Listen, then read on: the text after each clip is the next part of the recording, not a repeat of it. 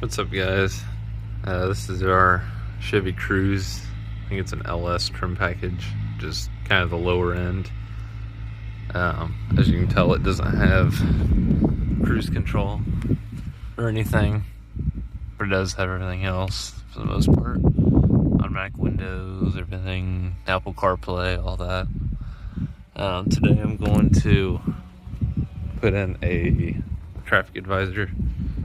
I have an extra one I got really cheap. It's normally $189, I think. I got it for $40.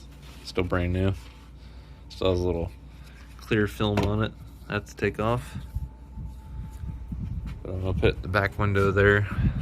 I like these just because if you ever have flat or anything on the side of the highway, your hazards everyone's just so used to, they don't normally get over, and you have better chances of people getting over with this. You have different modes, and then you can click, go around me, go left, go right. So just mount that inside the car, up by the driver's seat, and run the cable all the way to the back. So I can kind of look and see some placement for it. Alright guys, I was looking at for the fuse panel. There's of course the one under the hood. And I had no idea in this car it's under the radio.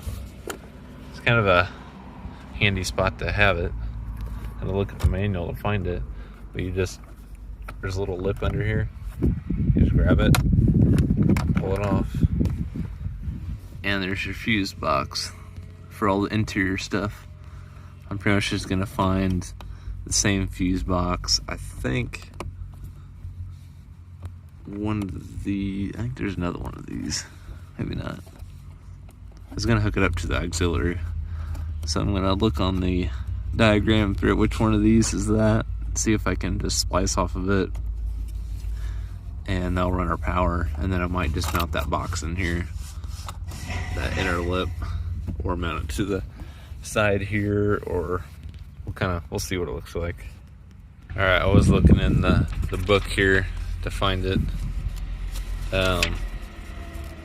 It says it's F4, which is the one down here, the 20 amp, which is kind of a weird looking fuse. Yeah, so right here it says front power outlet is F4, which is the bottom left. But I also noticed they have it on the back of this cover too. So you can see here it says power outlet F4 front, and then has the diagram right here within this whole thing. So F4 is bottom left. So it's that kind of weird orange yellow one. It's not a normal micro fuse like the rest of them. So I'm gonna see if I can get that out and look at it. It's kind of a weird looking fuse. I've never seen one like this before.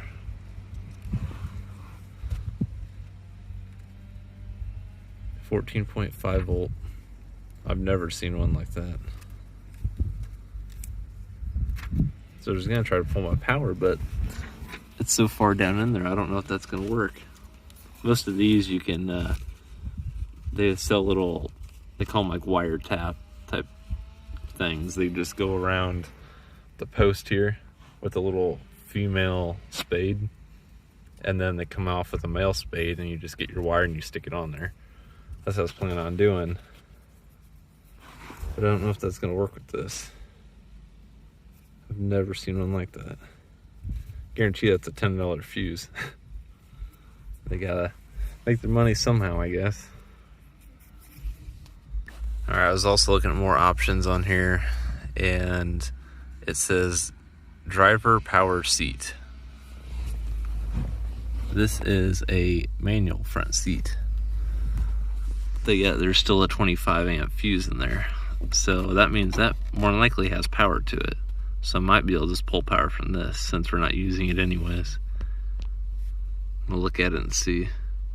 All right, I just wanted to make sure, it wasn't doing anything important. So I just kind of started it, see if any kind of arrow light came on or anything before I go any further with this. I am kind of thinking about popping this open and see if I can maybe put a wire tap inside of this and have it come out the end since we're not using it. I might try taking it apart real quick and looking at it. Alright, I'm gonna see if I can get this open. I've never opened one of these. I can't imagine it's too difficult. Without cutting myself.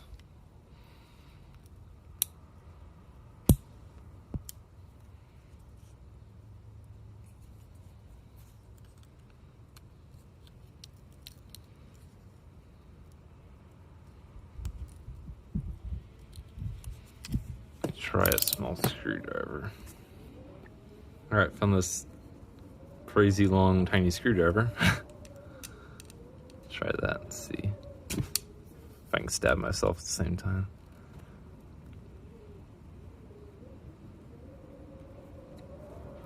Without trying to damage this too bad.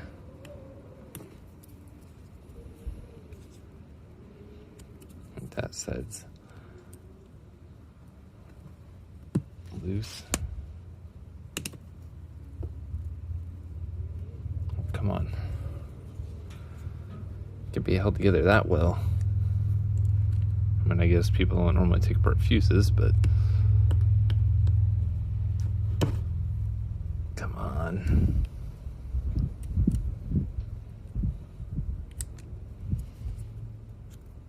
Okay, that side's definitely undone.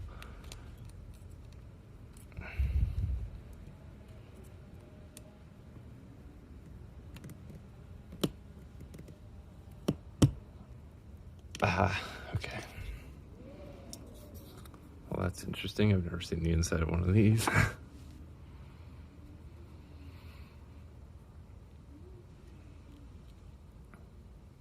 don't really know how that, when it blows, I guess it may just fries that.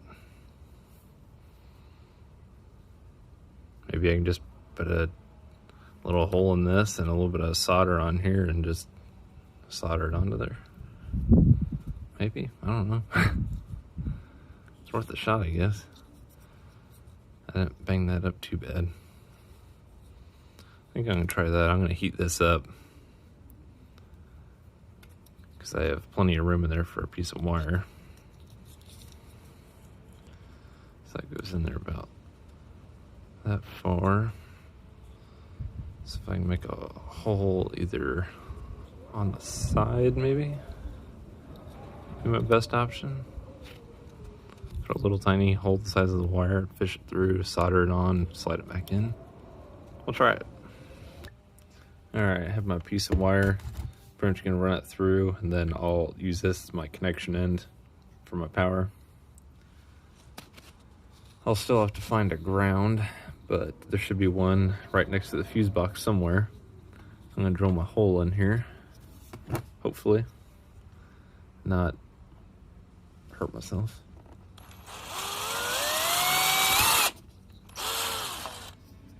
Like that. Now I want this tight, just not too tight. It's actually perfect. My soldering iron heating up. I'll solder this to the back side of this tab. I think we'll be good. I hope. If anything, I just buy another one of these fuses if I ever want to take it out or anything. Or just pull the wire out. Or just leave the cap on that end. Alright, it's definitely not pretty, but I think it will work. Maybe. Might have to knock some of these tabs down a little. A little bump of solder there that's stopping it.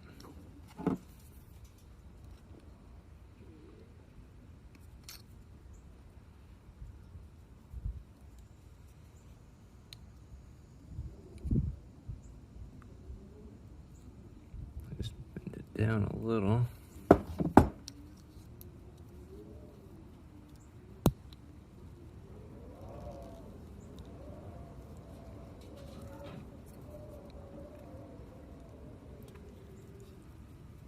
Hoping this will slide on.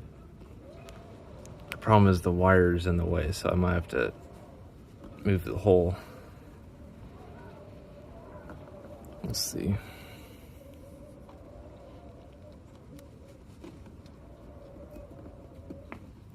All right. Okay, this isn't the best way to test it, but I got everything hooked up. Here's my power end. I do want this light bar to be on without the key, so that's better that it's working off of a different fuse, I think. So I'm using just this cylinder to test my ground, so it does work. So I just need to find a more permanent ground. So there's it coming out of the fuse. So I don't know what I'm gonna do for ground. I do see a bolt in there, but there's no way I'm gonna be able to get to that without taking. All right, guys, got it finished up. I think it looks pretty good. The 3M tape I used actually has a black backing, so you can't really even notice it. So I think it looks pretty good. I just have the wire pulled to the side, and then I want to tuck that down a little bit better. But then it runs down along the seam here. The only spot you see it is here. Then it goes down, and then you see it go underneath the seat here. I couldn't fit the plug underneath here, otherwise I would have. And then there's your controller right there. Lock that in.